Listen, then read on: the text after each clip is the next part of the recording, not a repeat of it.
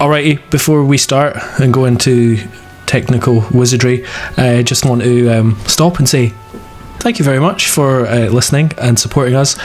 But normally we would ask you for money. This time we're not going to ask you for money. Well, we don't have enough money, but we can never have enough money. But what we want is more listeners instead, because the more listeners we have, the more people we can then ask for money. So we thought the best way to do this is maybe if you are out there listening to this and you maybe go on our Facebook page or whatever, or our Twitter, and just tag a pal who would enjoy this episode or enjoy one of these past episodes. And if everybody goes out there and tags one or two friends that they think would be into it, then we have a lot more people that we can beg for cash. And yeah, that's how capitalism works, lads. Mark, do we have some thank yous in order? Yeah, so after what feels like actually what is literally months, we've finally finished or caught up with all of our subscriber benefits, with the exception of a couple of playlists we still need to do. So if you have received your thing, then I hope you like it. We're going to shout out a couple of the anthems. So if you donate $5, you can get access to bonus episodes, these episodes early, and also we will give you an anthem that we think represents you. Now, a lot of people didn't give us any hints about this, so we just kind of, well, Chris just took a shot in the dark. So some of them are pretty good. So Andrew Cockshoot, we decided that The Winner Takes It All by ABBA should be his song.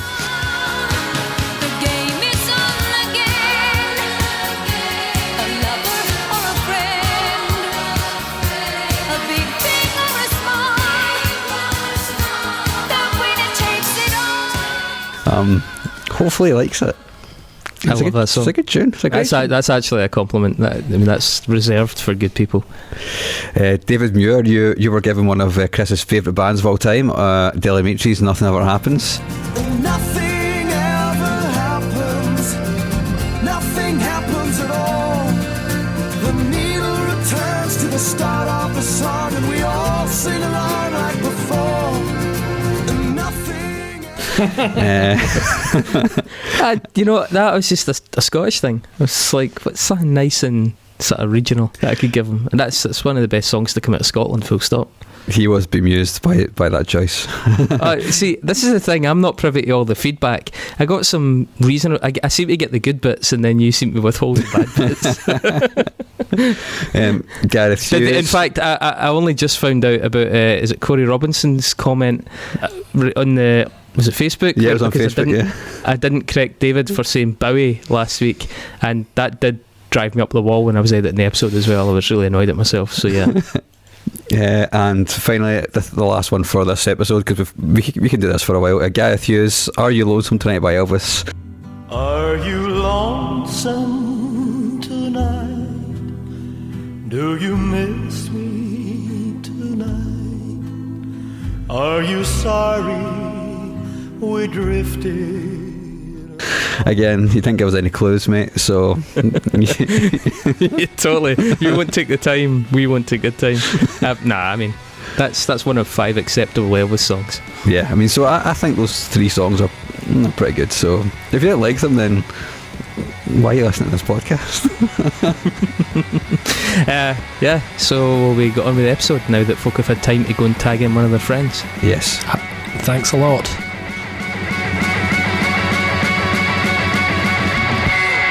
Oh, look at the sky, it's so beautiful. Wait for something. I already hate this episode. There's a lot of this in this episode. Scatcore. Everybody welcome to the Unsung Podcast, where we're talking about an album that we've picked. Let's just dive right in, because we've kind of broke a seal. Sooner this is over, the better. Yeah, this is not one for cynical people. Do we know any of them? No, I don't. Looking directly at the webcam. Yeah, so SikTh. This is a record from. Well, I'm doing. Oh God! Do we have time to say the full title of the album? What's the name of the title? The trees are dried up. No, shit, I get it wrong. The trees are dead and dried out. Wait for something wild.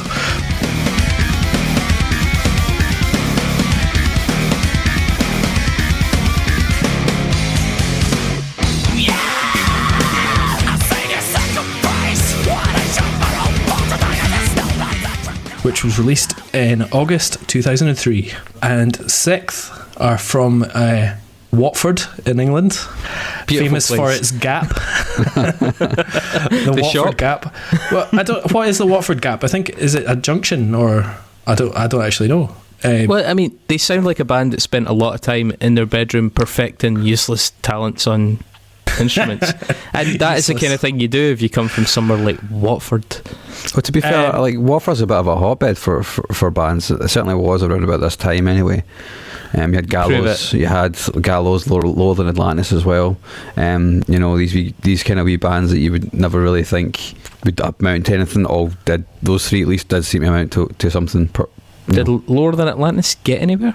Yeah, Lower Than man. Atlantis got big, but they were not very good. Yeah, I mean, Right, okay. Yeah. I mean, Gallows aren't very good either. well, that's totally wrong. Completely wrong. I mean, all you did in my mind was confirm my suspicions about Watford, but clearly we're not on the same page there. So, SikTh are a band I've seen live. So I've got some recovering to do here, because I saw them live before Dillinger Escape Plan, actually, and I hated them. Mm-hmm. I really hated them, and therefore, as soon as you mentioned this, you had a fair bit of winning over Yeah. to do. Where I'm did not you gonna see them? pretend I Where came at was this that? objectively. I was at the Cat House. Okay. Yeah, it was Dillinger when they were. Oh, it was Greg's first tour. So, yeah, Yeah, it was way that back. kind of period. Yeah, just as SikTh were ripping them off. Yeah, well, I mean, SikTh formed sort of late 99 and sort of started touring 2000, 2001. Lineup of two vocalists, Mikey Goodman and Justin Hill, two guitarists, Dan Weller and Graham Pinney, James Leach on bass, and then Dan Ford from Watford on drums. Has, just as a sort of vox pop here, have two vocalists ever worked in a band? Oh, that's a good point. That's a good question. Yeah. Maybe the shortest split 7-inch we ever do, if someone Maybe. poses that to us. It's pretty rare, isn't it? Raging Speed I can't Form, even- maybe? Classic band. Yeah, I mean, did it work? I think so. I mean, their first record is pretty solid in terms of sludgy kinda- hardcore. I mean, they're probably the best example of it, and even then I would say it's despite the double vocals, not because of the double vocals. What other I mean, Linkin Park, there's an Hey, example. Hey, that Page is- 99, I mean, come on. Page 99. Page Who's 99. Screamo What band. is that? Screamo band from the 90s, man. They're fucking incredible. They're so good. I don't know them. Yeah, they're No, I've never brilliant. even heard of them. Actually, Well, I this think is something that's going to that's definitely going to come up again. Clearly, yeah, two we have to do vocalists, three guitarists, two bass players, and a drummer. So you know that. Two bass players. Yeah. that is such overkill. Just That was get the rid point of of some the of band, them. That's two bad bands. So yeah, SikTh. Their first release was an EP in 2002, and it had 3 songs from this plus a BBC session. So That was How May I Help You? no, this was Let the Transmitting Begin.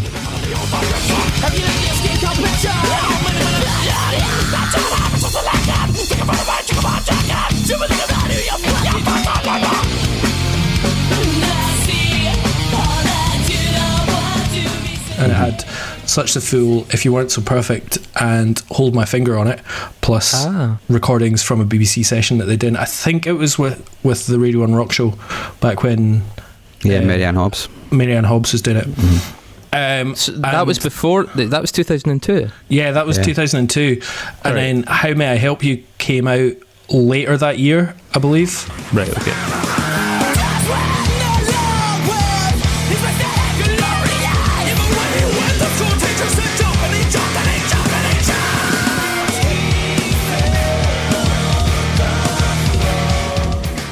Well, it's an EP, but How May I Help You with a track Suffice, which isn't on this. It's got the Tupelo, Nick Cave and the Bad Seeds cover on it. Tupelo.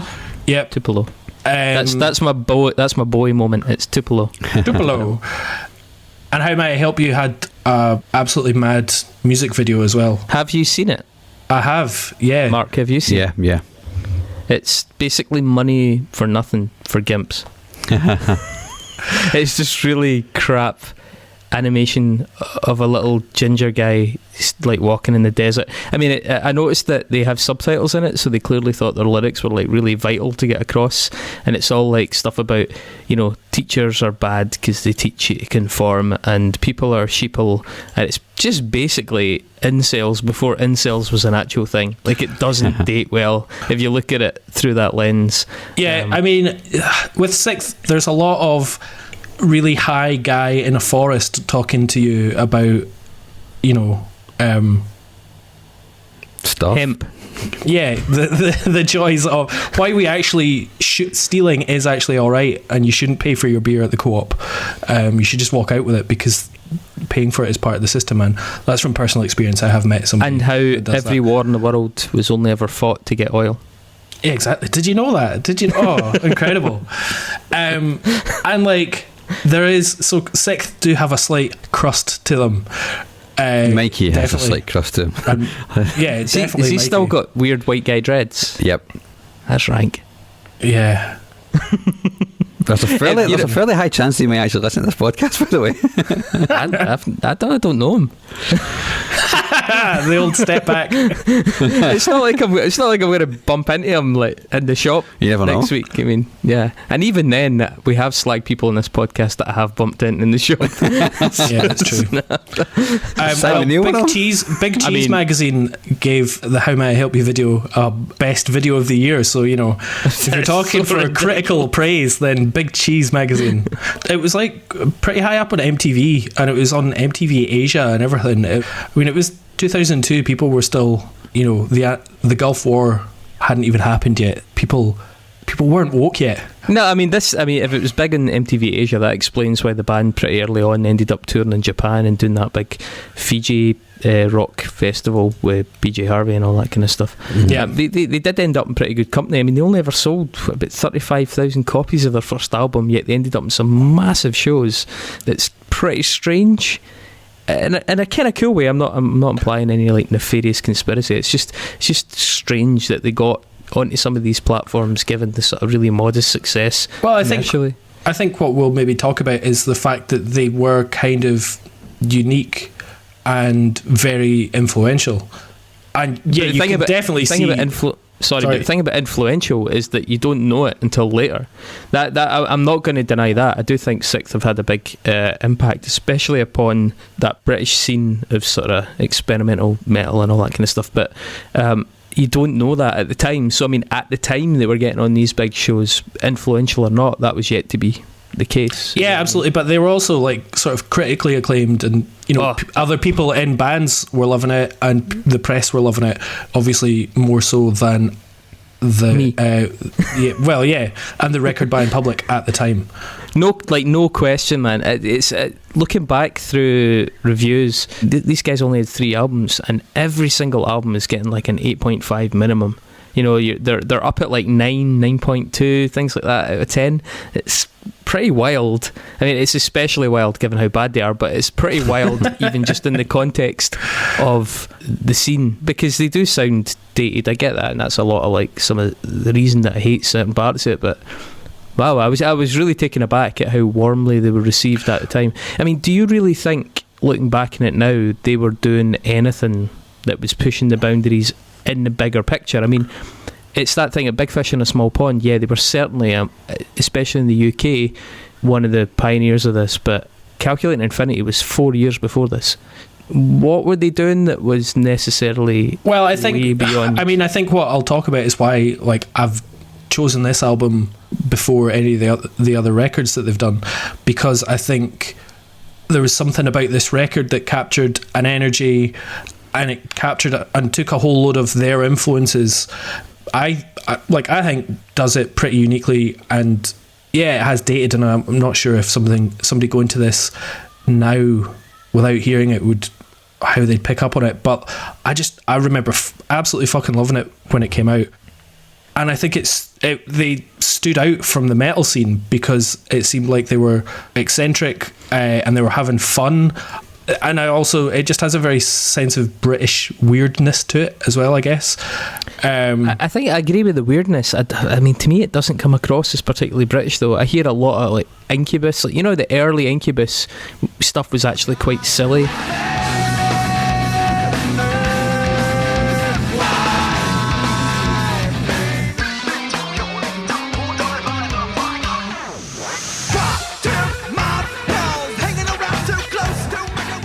You know, the kind of Fungus Among Us and all that kind of stuff. It was actually quite zany.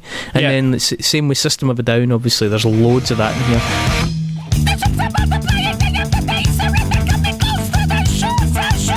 We need to evacuate the lifeboat that's all over.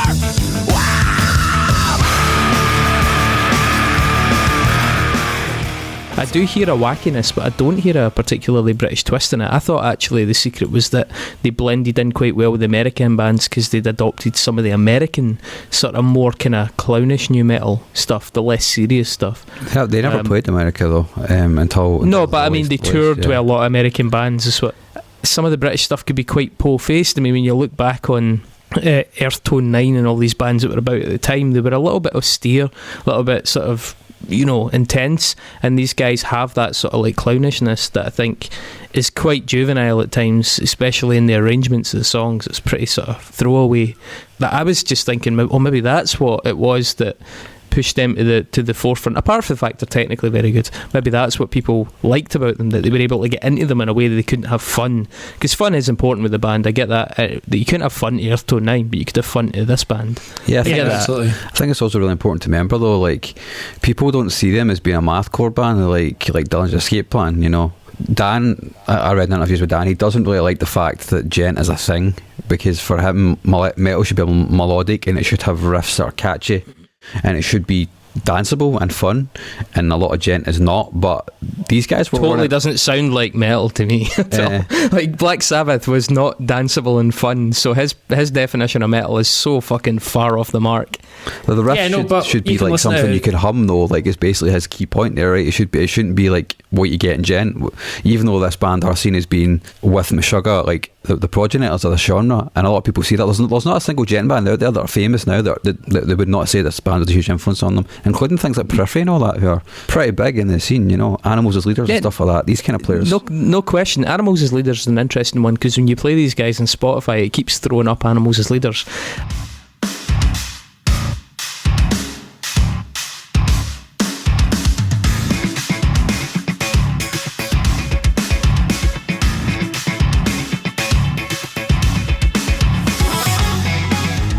And to me, they're a better example of the genre. They're just a more interesting band.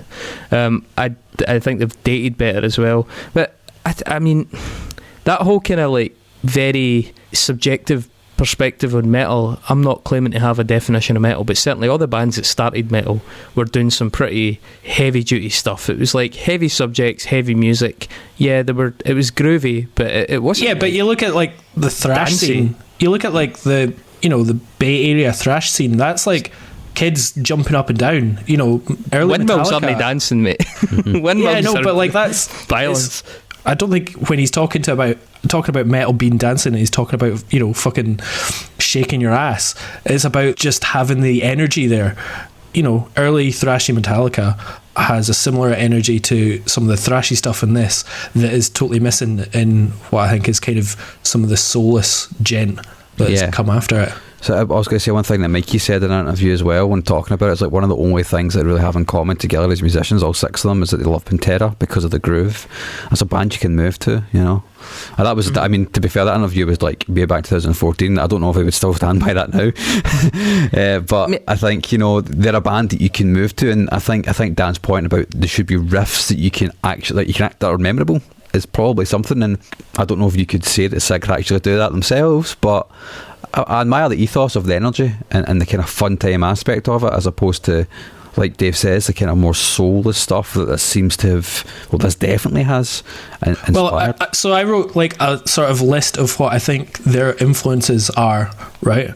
So I think I've got 7 sort of touchstones. So you've got Meshuggah and Dillinger and that sort of technical mathy aspect.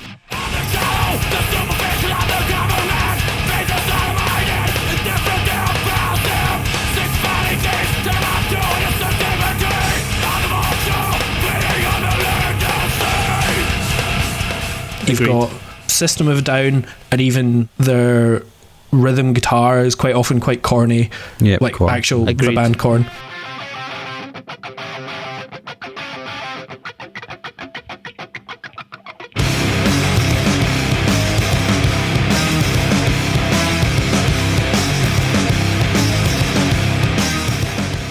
Yeah. There's definite Mike Patton, Mr. Bungle stuff going on. Damn, Agreed.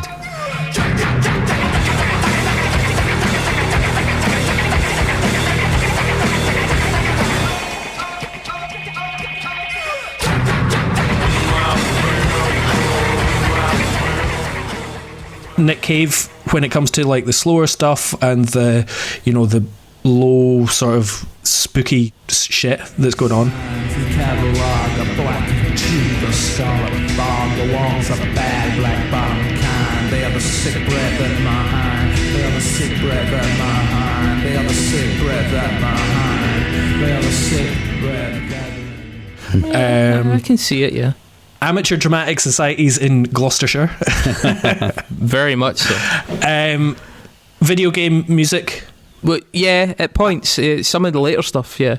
I mean, there's like a couple of riffs on this album and definitely on later albums that are like diddly diddly doo and like sort of Mario-esque. Yeah, and then I've just got weird children's fantasy movies from the 80s, like Dark Crystal. Yeah. I'm just going to give you that one because I like you. I don't really know what the fuck you're talking about. But, I mean, there's definite bits where they're going for, you know, it sounds like, you know, a Jim Henson nightmare. So you know, so I think accidentally we've stumbled across something that actually I hadn't quite been able, I maybe just hadn't quite, you know, consolidated this point in my head. But Mark, you're talking about they want these riffs that people can dance or that have a danceable, fun element, blah blah blah blah blah. So clearly System of a Down, and I would say, yeah, Patton, maybe Faith No More, especially sort of like the funkier Faith No More stuff, like Angel Dust and before.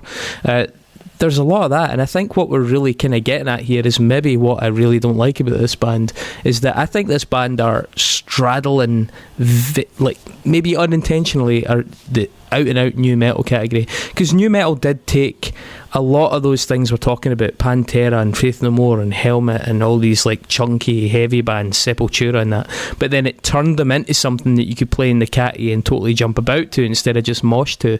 And it made, I mean, the reason it got so big was because there was a commercial pop aspect. The reason the Limp Bizkit were at number one was because there was a commercial pop aspect, and I think maybe they weren't even aware of it, or certainly it hasn't come across in the interviews I've seen, but there's a sort of Venn diagram now that is all meeting at the point where these guys were basically new metal, albeit much more technical, and that really is, I think, what sticks with me, because I hear all these moments during it, especially things like I said, like Incubus.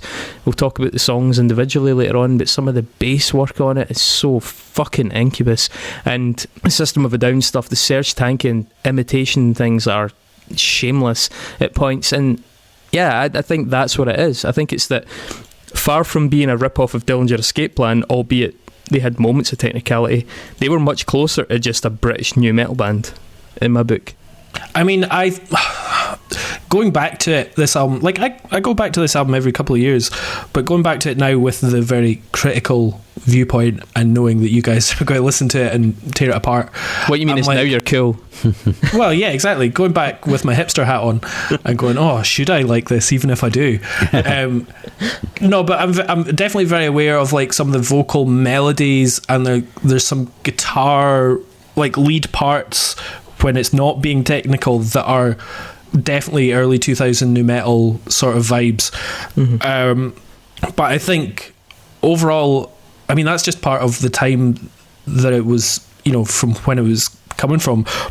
Can I say another thing that slightly dates it is the fact that they every so often go into these kind of big sort of Finch style croony emo passages, and they also do a little bit of that. Like some of the bits I maybe prefer, but it does date it somewhat, are the sort of progressive hardcore thing, like bands like Drowning Man that we've mentioned before, the kind of maybe slightly more edgy, slightly more underground.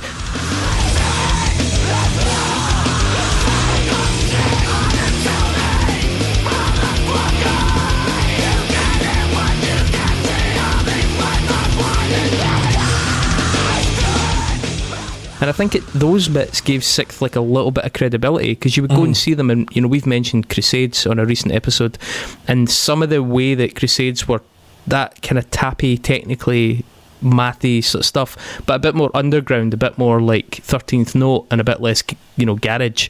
For anyone that lives in Glasgow, that'll make sense. So I think those kind of Drowning Man type passages give them an air of credibility, but then there's so much of that stodginess that it really kind of cancels that out for me. Can I just ask as well, am I getting this wrong? But as a bit of a newbie to them, the second album sounded way more djenty to me than than this one that you nominated. Yeah. So the second album, Death of a Dead Day,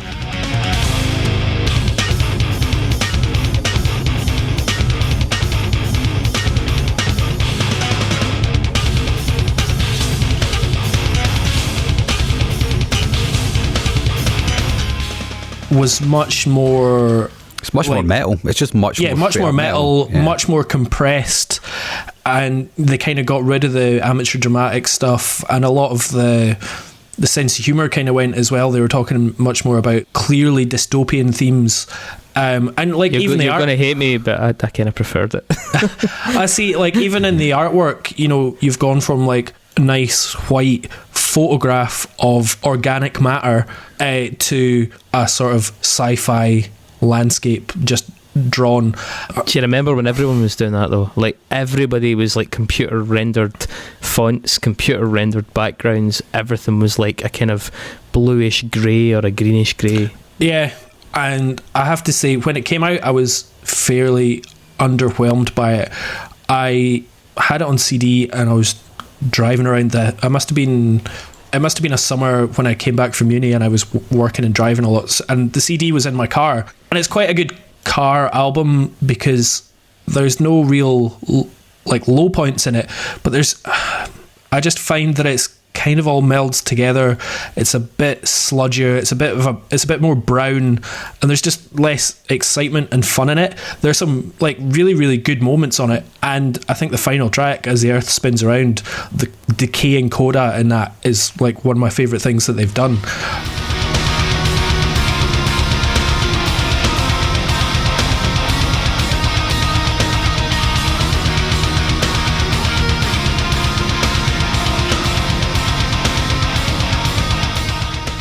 But I don't know, I find that album very difficult to love, but I also think that it was incredibly influential on the Djenters because it was way more of a metal record, and I think guys sitting in their bedrooms learned to play that album and then learned to rip it off. Yeah, I mean when you guys... Yeah. When you guys stressed the importance of these guys as a djent band, I wasn't really getting it on this first album. It wasn't until the second album that I was like, okay, I can really hear how they've kind of encapsulated an entire concept in this, albeit combined it with elements of their kind of eccentricity from the first record, but it seems much more focused in that way, whether you like that or not. It does at least seem a bit more aware of its identity. Bit less erratic. It is seen as being the most influential record on djent, that like the second one, Death of a Dead Day, for sure, and rightly so. Actually, I should probably go back and say that I actually do prefer Death of a Dead Day as well. Like I actually had the first SikTh album when it came out as well. Like I was kicking around about the same time as Dave, and we'll talk about some of the reasons why I couldn't really get into it. Still stand to this day, funnily enough. Going on at the third album though. Well, we should just like a bit of timeline. As they released the second album in 2006, they toured a little bit, and then both vocalists left in 2007, and that basically led to the band splitting up, pretty quickly after that. Then in 2014 or late 2013, it was announced that they were coming back and they were going to headline a stage at Download in 2014, and since then they have gone on to record a 6-track EP called Surpasses, which came out in 2015.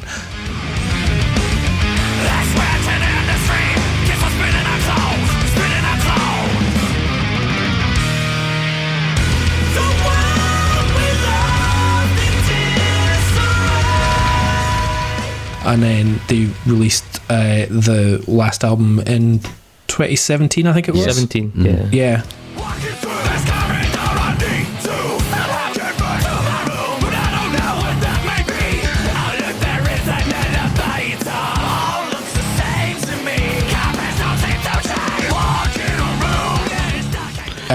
which is their third full length. So in actual fact, in 2015, the Opacities record came out, and that was their first new music for 9 years. And I don't know if you listened to that EP or mini album. Yeah. I think it's maybe the best of their most recent stuff. It's definitely better than the new record, and I kind of find it more enjoyable than Death of a Dead Day even. I wonder if it was made using any sort of like bits and bobs they had left lying about, where they kind of revisited them. Yeah, certainly. I mean, you can imagine that they've all had ideas in those 9 years, and then to put them into 6 tracks. Right. Well, in fact, it's 5 tracks plus a spoken word. And then 2 years later, they release an album which is like 12 tracks long, and it feels just a little bit thin, and definitely lacking any of the. Still got amazing reviews, man. It's still got like. Well, that's it. Like, they seem to be kind of ironclad in terms of the metal press, because they're kind of godlike influential figures. Should we assume that the reason they got back together in 2015? But 14. No, 2014. Yeah, they played. But it was 2013 they announced it. The reason they got back together was because the people that are booking things like Download were just harassing them for years, like, big fans of you guys, you need to do this, you need to do this. Oh yeah, no doubt. You as a booker, you go back to a band year after year and ask them to reform. Come on, please reform, that kind of thing. Well, it's maybe worth going into a little bit of the context as to why they split up, because it seems that their relationship, all 6 of them, has always been quite contentious.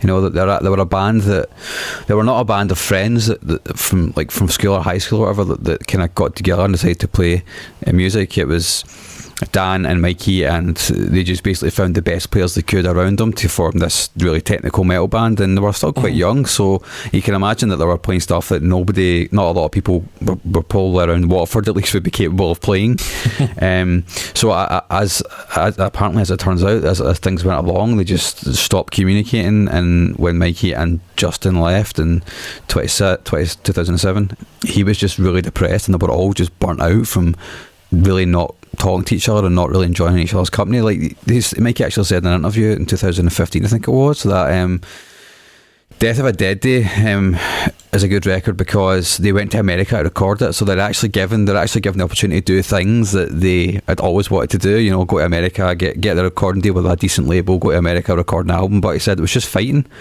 He just spent the whole time fighting with each other, trying to create this record which they thought sounded good, and it ended up being obviously the straw that broke the camel's back. They did that one tour and they were just done, and they just went their separate ways. Boy, do I know what that feels like. Well, I mean, like, because they're obviously maybe not quite a fractious band, but like they don't have that friendship foundation, then it may well have been that success had come, they might have stayed around a little bit longer. And you just wonder if they're one of those bands that suffered because they're in the UK, and if they're going to play 500 or 300 to 500 capacity venues, I think, well, back then it was probably 250 capacity venues. They could probably only do that in about 12 cities in the UK, and then to get to the US, it's a whole other thing. Whereas if they were a band in the US, they could tour 50 cities of 250 capacities and make a living out of it. Yeah, but I think there's also, I mean, you've got to be in a band like that, you've got to be looking around, and they're selling what they were. The first album was 124 in the charts. The second album was the biggest seller. I think it got to maybe 97. It just broke the top 100. First one, like I said, sold about 35,000 copies. You're not making a living off of that, and I think if, despite you're getting all these plaudits, you've got a lot of touring commitments, because they did a lot of tours, good tours, but tours are exhausting, and if you're opening, it's not always like a total cakewalk. I'm not sure. I think I am completely projecting on them here, but I think there's probably a case to be made that they were just like, why is this not working out? We're still stressed, we're still broke, and people love us, but we can't pay the bills. Yeah, they were also doing production stuff on the side, which will be a lot more stable. I think some of them are teachers of their instruments as well. They've also got a bunch of like side projects as well. Yeah, so Aliases. maybe some further context would actually be very good at this point as well as to why they got back together, because obviously Pin, the other guitar player, he went on to form Aliases, and the new singer who replaced Justin as the singer from Aliases and SikTh now.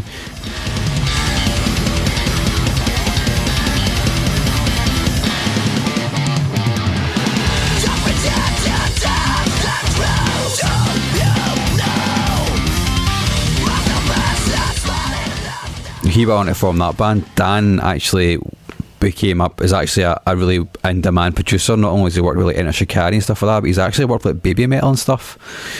So like he's a really, obviously he's a pretty talented guy. Mikey went on to start a band with Adrian Smith from fucking Iron Maiden, which is just mental. And then started doing voiceover work. He's actually done voiceover for a fucking great game called Disco Elysium last year, which is just a phenomenal bit of art in itself. You don't say. But it's great. But Dan, the drummer, was also in a band with Steph Carpenter from Deftones. Yeah, Sol Invictus. Yeah, played in Sol Invictus. But one of the things that one of the reasons they got back together, Mikey said in an interview, is that he wanted to start doing a heavy music again, and the first person he called was the guys in SikTh. And then sort of at the same kind of time, Dan was looking around going, all these bands keep telling me that my band was a huge influence on them, and now this kind of music that we were playing back then is now actually getting attention. Maybe we should go and do this again. And they did, and it's worked out really well. They tour with Slipknot, they've toured with Trivium all over Europe, they've beaten America and stuff now, you know what I mean? They've got the guy for Periphery on their record. But it's very much the Refused and At the Drive-In thing of, we were big 15 years ago and now we could be bigger.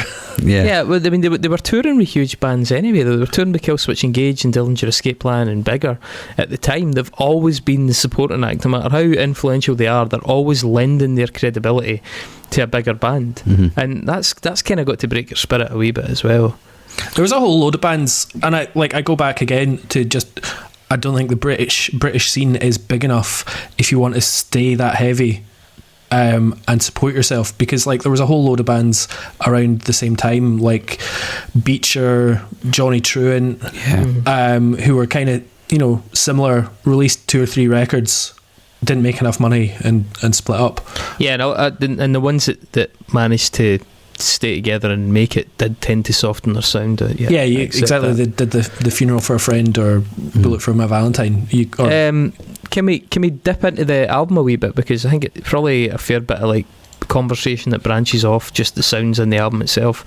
Yeah, absolutely. So we kick off with Scent of the Obscene.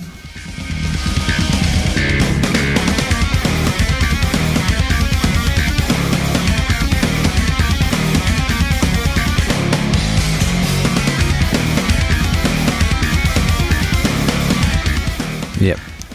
This is the most Dillinger Escape Plan moment, really, isn't it?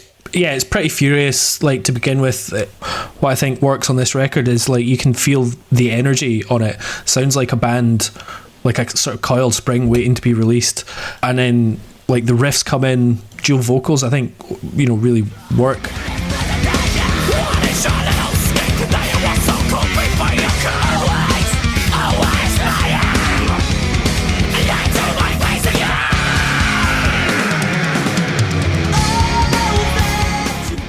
If this is your first introduction to the band, then it sounds pretty beefy. You've got the panned guitars, which is something that goes throughout the record. You've got this sort of back and forth. Funnily enough, I was listening to this album out on a walk today, and one of my headphones batteries died.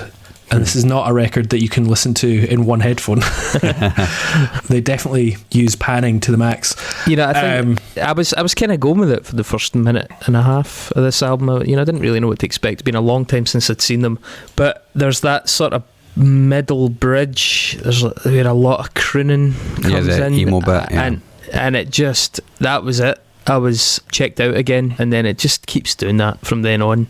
So it does set out as it means to go on, which is it sets out with good intentions, but then quickly diverts into this really heavily dated passage that just completely pulled me out. Yeah, that chorus it's kind of emo. I mean, the lyrics aren't particularly emo, but the melodies are. But I mean, they're very aware of the fact that they love big melodies, and I guess it's just of an era, and for me it's nostalgic, but can we discuss how incredibly annoying the intro is to Pussyfoot, the second track. Oh, his big operatic voice. Mm-hmm.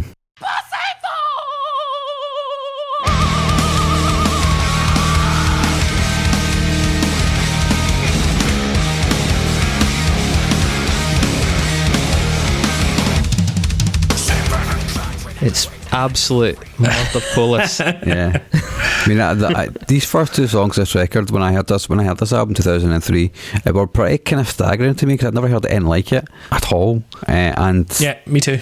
It was like, fuck, what is this? It's bits of this, it's bits of that. I don't really get it. And I think both of these songs are good examples of that. They had the Dillinger, which I now understand has been like Dillinger-y mathy bits. Don't understand what the fuck was going on at the time. And there was also lots of hints like death metal and stuff in it as well, which they are admittedly big fans of, even though it's not hugely apparent. I actually like how frantic Pussyfoot is.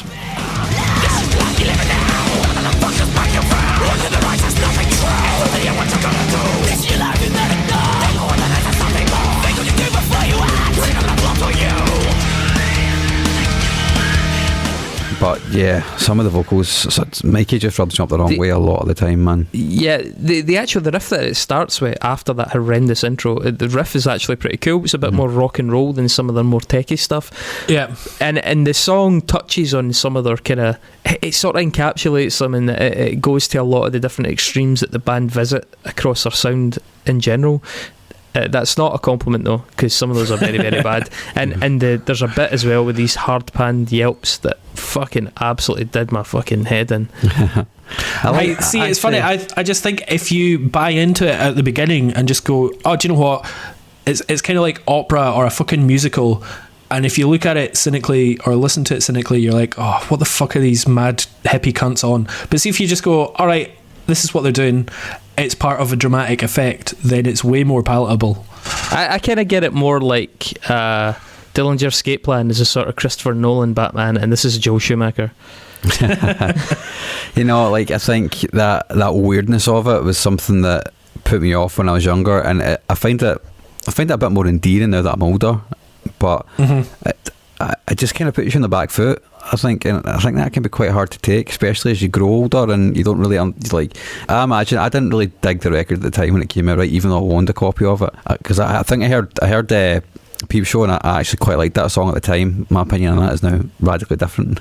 Spoilers, but if I was more of Dave's mindset and I just bought into the whole thing fully, I can totally understand why this is a fun album, you know, and I can totally understand why these little bits that are quite disconcerting to have in there, you know, they add a level of unpredictability to the record, which I think is quite a difficult thing to achieve just generally as a musician.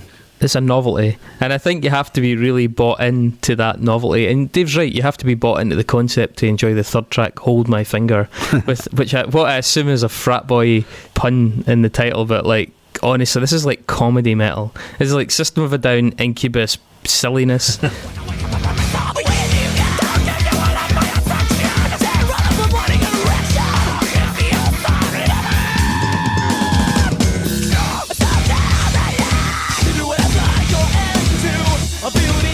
The vocals are fucking you've missed the sheep sample. You've missed the little sheep sample at the end of Pussyfoot. Oh yeah, that's actually so strange. But you know, again, like, and you know what, man? I think with Hold My Finger, they fucking knew what they were doing.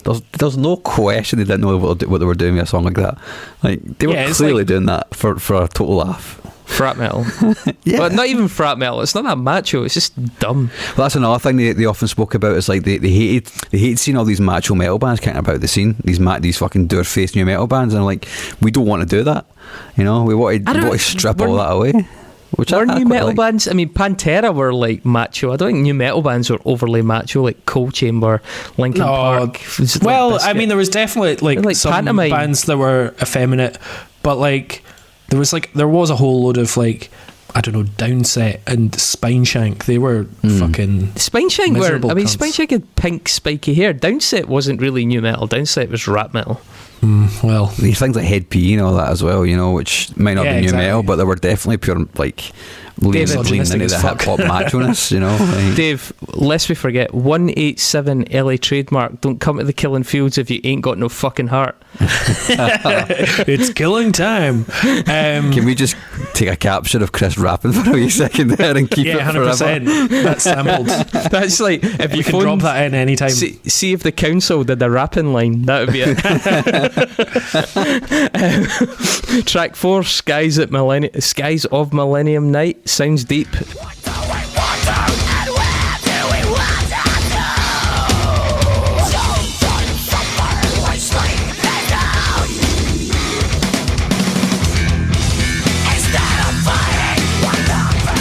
This seems like quite trad mathcore now. It's a wee bit dated, but it does seem like a pretty good example of it at the time. The bass tone in this is absolute dog shit. It sounds like Incubus, or maybe like that sort of We Care a Lot era Faith No More. That but you can hear his thumb. Yeah. If you can hear that a bass player has a thumb, GTFO. I like the groove in this song, man. I think the guitar work in it is brilliant. Yeah, Especially for their age. Holy shit. This was like one of my favourite songs when this came out when I was 17 or whatever. Fucking absolutely loved it.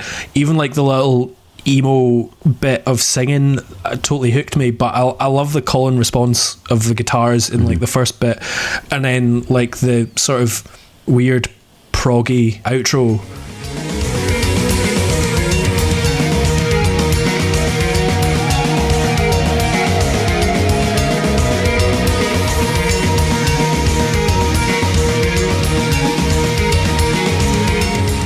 Is just fucking amazing. It's the sort of like straws pulled at random thing by Meshuggah, or thing that Opeth do quite often, but like it's way more spacey and fun. A lot more tapping and stuff to give it a kind of. It's got an alien feel almost. Yeah, it's definitely got a sort of sci-fi vibe to it. I love that tune. Then Emerson Part 1, which is like a wee piano interlude.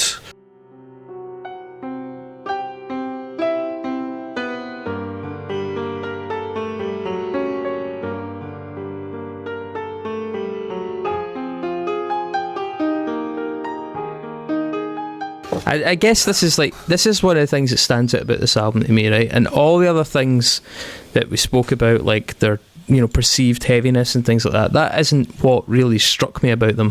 What did strike me about them, in a sort of, if I'm trying to be generous way, was that they were trying to do something really interesting with the middle of this record.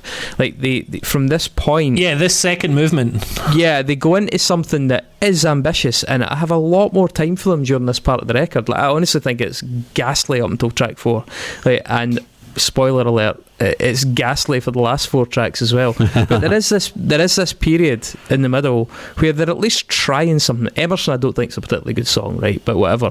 Peep Show, it's like a piano interlude. It's a piano interlude of a band trying to sound more multi-dimensional than it maybe is. Like Peep Show, I get what you're saying, Mark. I don't like it necessarily because it has dated badly, but it's just something a lot better about the judgments in that song. I noticed as well though that even at the time that was like picked on as being a really bad track on the album by some reviewers because of its sort of like commercial sensibilities.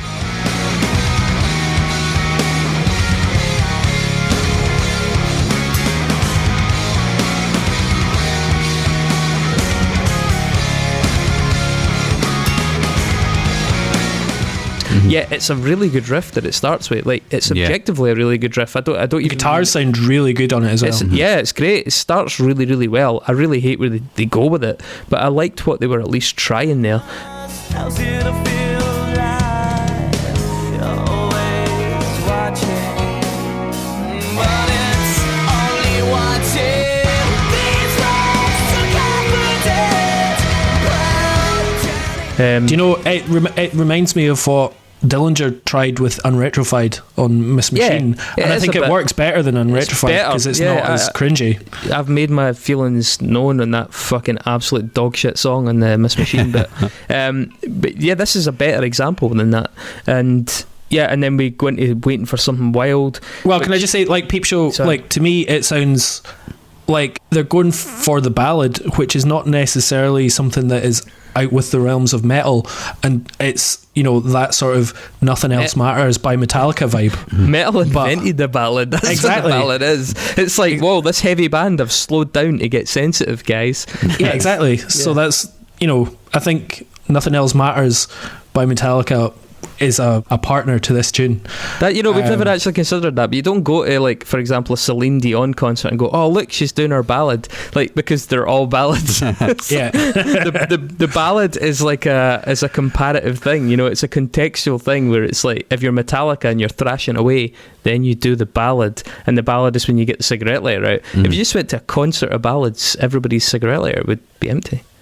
Well, what songs would I put on mixtapes for girlfriends if metal bands didn't have ballads? I would be absolutely fucked. How would you convince yourself as a young incel that you were actually much deeper than people give you credit for, if it wasn't for the fact that you enjoyed the ballad? Yeah. So then, track 7, Wait for Something Wild.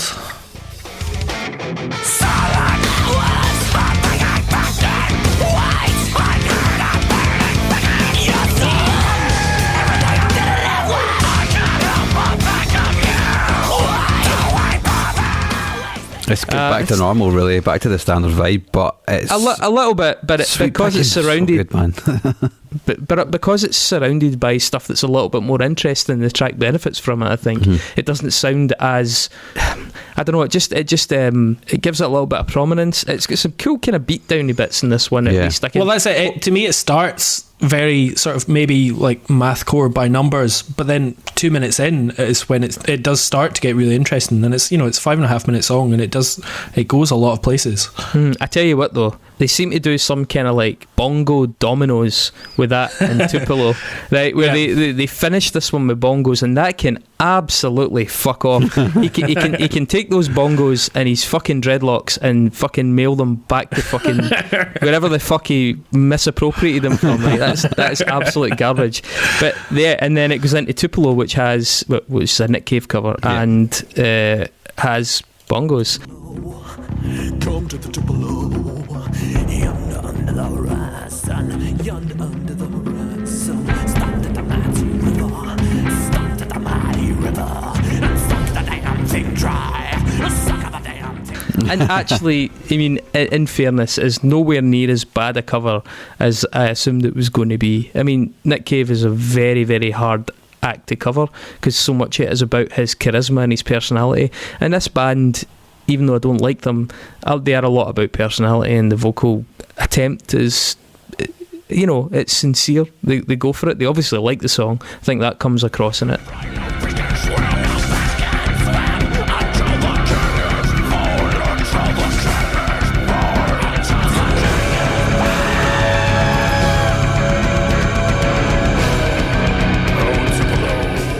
You can always tell if a band's really in love with a cover that they do.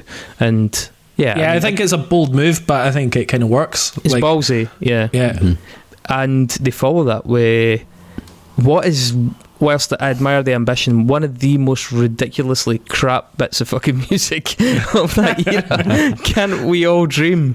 Which, what is it? Starts with him just singing Love Is In The Air, or not even singing it, just sort of saying it.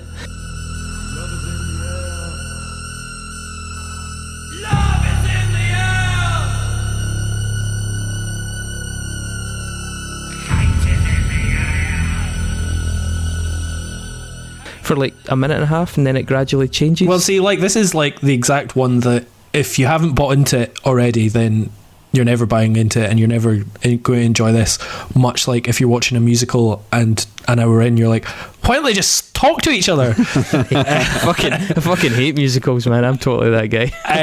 But I really like the atmosphere on this track. I do too. I love the pared back production, the toned back drums and bass. It adds a lot of space. Do you like the bongos, Dave? Do you like the bongos? I don't like the bongos. And yeah, it's got fucking 2 minutes of weird, eccentric Jim Henson voices and blah, blah, blah. But feels a bit... it works within the journey of the record. Yeah, I mean, there's stuff that you would just... this album is really long, right? It's got a lot of songs on it. There's stuff on here that you would only have the balls to do on your first album. You know what I mean? Even if it doesn't work. Even if it's like a total failure. Well, either that or it's like SikTh album and you've taken far too much acid and you're like, all right, let's try this. Emerson Part 2 is sort of like a bookend of like interesting bit of the album. Let's stick some the other part of this piano thing on, which it's really similar to the first part. I don't really know what the point was. It's not like a reworking or anything. And then you're back on track for track 11. How may I help you?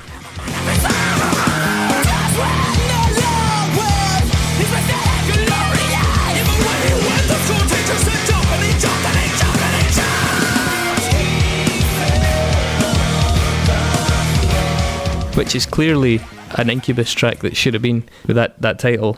I hate this song. Especially the little bits of the spoken word Mike Patton things. I don't know, like some of the guitar work is quite inventive, I think, on it. But it starts to just drag. The album starts to drag at this point for me as well, man. Like, it's just far too long.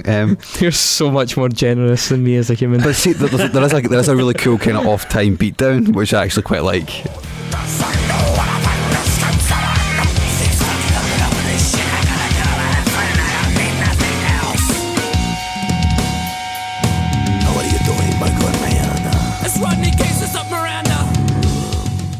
And some cool wee guitar parts, and like a sort of funky section as well.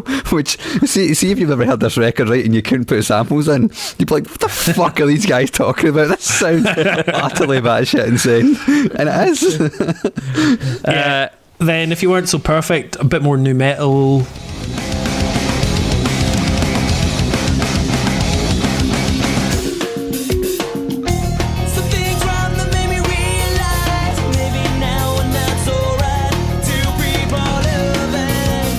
Got some cool bits in it, it's got a good riff at the start, but the harmonies are shit and the vocals are shit.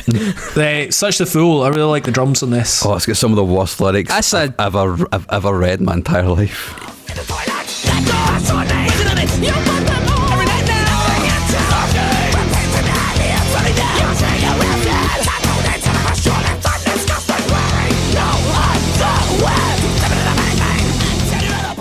But yeah, this song is fucking such a rip of System of a Down, man. I mean, there are points in this where you literally would assume that he's deliberately impersonating Serge. It's mental how close it is. I quite like it. I quite like a lot of it though, man. It's a bit of a ripper. Yeah, the melodic singing is a bit rote and overplayed by this point in the record. Crooning. There's so much inventive, crazy shit going on in the verses. It kind of, I'm somewhere in between like rap and scat, and it's just weird noises and vocals. And for some reason, man, by this point, there's certain songs I can buy into the concept in this record. There's certain songs I can't, and this is one that I can, even if I abhor the lyrics. They're not dated at all. But on the bright side, at least they end with a banger like When Will the Forest Speak. The 3. Hearing the sound of the fuel-fueled wagon, he leaps on the back. Attack, attack, attack! No, old heathen, not today! The rain falls upon the acidic trees of Millennium Scorn. The fire has vanished, leaving behind a trail of death for all to see. Well, yeah, at least you're stuck at a fucking psytrance rave 3 days after everybody else has left in a VW camper with some man that stinks of hemp.